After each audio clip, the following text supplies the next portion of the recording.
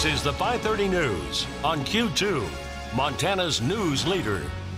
Good evening and thanks for joining us tonight. I'm Jay Cohn. And I'm Jeanelle Slade. The Crow Agency man killed by police during a weekend standoff at Big Bear was arrested in 2015 for pointing a gun at strangers. Frank Half Jr. was on probation for that incident at a Billings fast food restaurant when he engaged police in a standoff on Saturday. Half was killed after that 9-hour-long incident on King Avenue West, and the autopsy results released today show he did not take his own life. Authorities can now confirm Half was fatally shot when 8 Billings police officers fired on him during the shootout. Toxicology results are still pending, so it's still unclear whether Half was under the influence of drugs or alcohol. A motive is still unknown. Those 8 police officers now on administrative leave. Q2's Asia Gore read through Half's criminal record today to bring us some background on his history here in Yellowstone County. Asia. Well, Jay and Jeanelle, we don't know whether Frank Half was under the influence of any illegal substances during the standoff, but court records show he does have a history with methamphetamine. That drug was found in Half's pocket when he was arrested in 2015 at Burger King on King Avenue East. According to court documents, Half approached 2 men who were collecting minnows in a stream and threatened them. The victim said Half told them the area was his hunting spot and he fired a shot in their direction. The men left and went to Burger King, where Half ran up to them and pointed a sawed-off rifle at one victim's midsection and demanded money. The victims were able to wrestle that gun out of Half's hands and take him to the ground. Officers then responded and found the victims holding Half down. Half was only sentenced to 5 years at the pre-release center in Butte. It's unclear why he came to Billings, though the owner of Master Lube on King Avenue tells us Half did apply for a job the day before the standoff. Jay and Jeanelle. Thanks, Asia.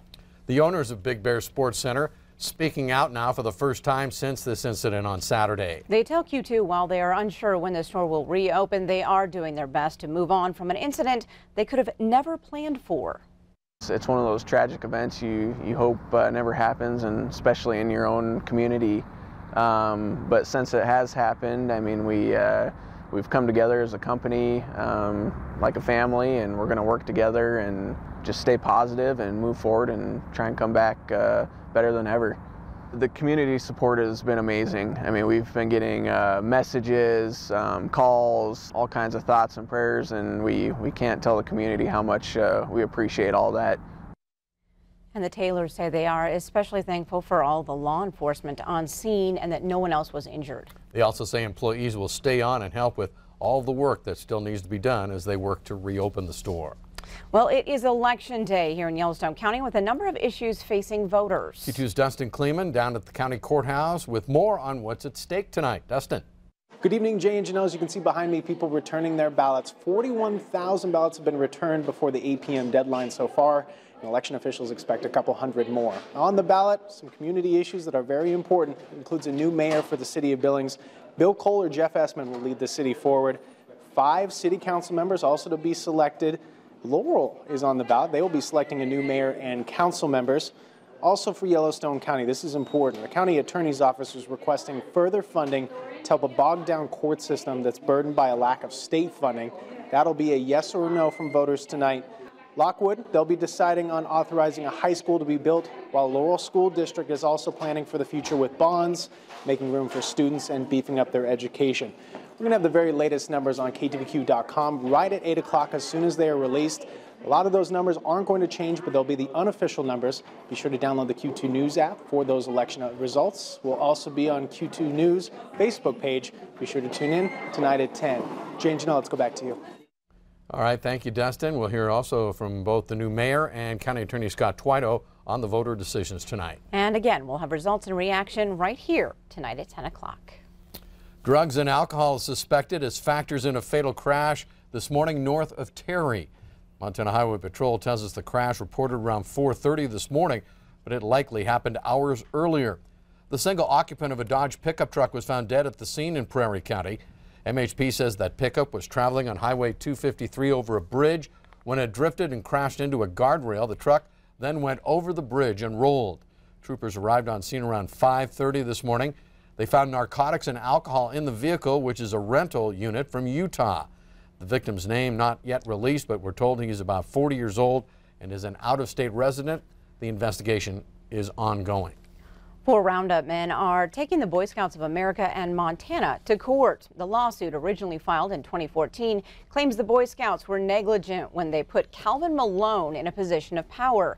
The plaintiffs state that Malone sexually abused them during his time as a scoutmaster.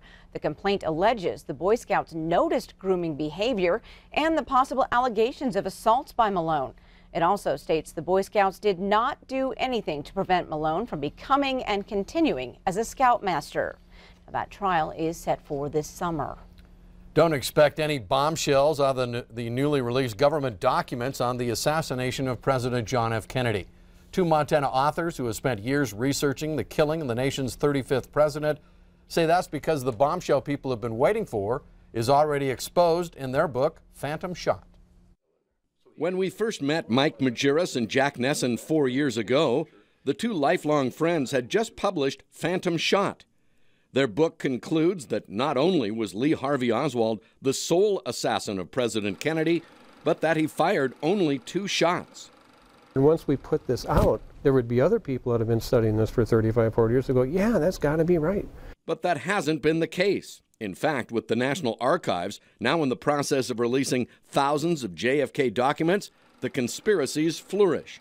Just one problem: these 2 authors say none of them hold water. As you sit and you start looking at these conspiracies, and as they start getting stronger and stronger and stronger, then they just dead end. So why is a 3rd shot so important? Because all the conspiracy theories surrounding JFK's murder revolve around a 3rd shot. The more we look into this, the more questions people ask us, the more research we do on it, the more we keep coming back to there's one thing that answers everything. It's that there are only 2 shots. It's like E = MC squared. It's such a simple thing, but yet it answers everything.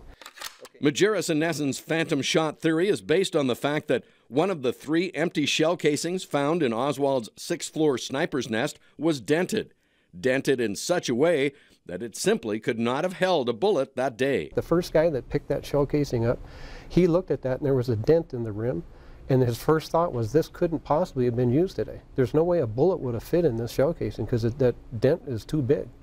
They believe the denting was caused by Oswald dry firing the weapon, a common practice to keep the firing pin from breaking. Clear evidence that Majerus and Nesson want to see for themselves. Jack and I want to see that shell casing, the actual shell casing. There's a lot of things we want to see on it, and we talk about this in the book, but we've made a request to the National Archives to allow us to see that shell casing. There's only been 4 people ever been granted access to it who weren't in the government. We want to be numbers 5 and 6. As they await word on their request from the archives, rest assured Mike and Jack are combing through the latest batch of JFK documents, looking for anything that could rest their case once and for all. The reason we don't think there's any bombshells, we don't think there's a conspiracy, so how could there possibly be evidence in those documents of a conspiracy? Because there wasn't one. A new edition of Phantom Shot has just been released, complete with a new cover and a new chapter on the reporters who were in Daley Plaza during the assassination. Jack and Mike also, by the way, are working on a new book that sheds new light on unsolved murders in Montana. Still to come on tonight's 5:30 News, addiction grips our state. Find out what health officials are doing to change that. And tonight later in sports, Q2's Athlete of the Week is Montana's only high school volleyball player to be named First Team All-America. Scott, here's from her. And coming up in weather, it was so cold last night. We set a couple of records and we set some again this morning. We'll tell you how cold and who. Plus, it looks like we'll continue to see very chilly temperatures for a couple of more days. But here's the good news. We are expecting warmer temperatures by the weekend. We'll tell you all about it coming up in a few more minutes. You're watching MTN News with Jay Cohn and Jeanelle Slade. Storm Tracker weather with Bob McGuire. And sports with Scott Green. This is the 5:30 News on Q2, Montana's news leader.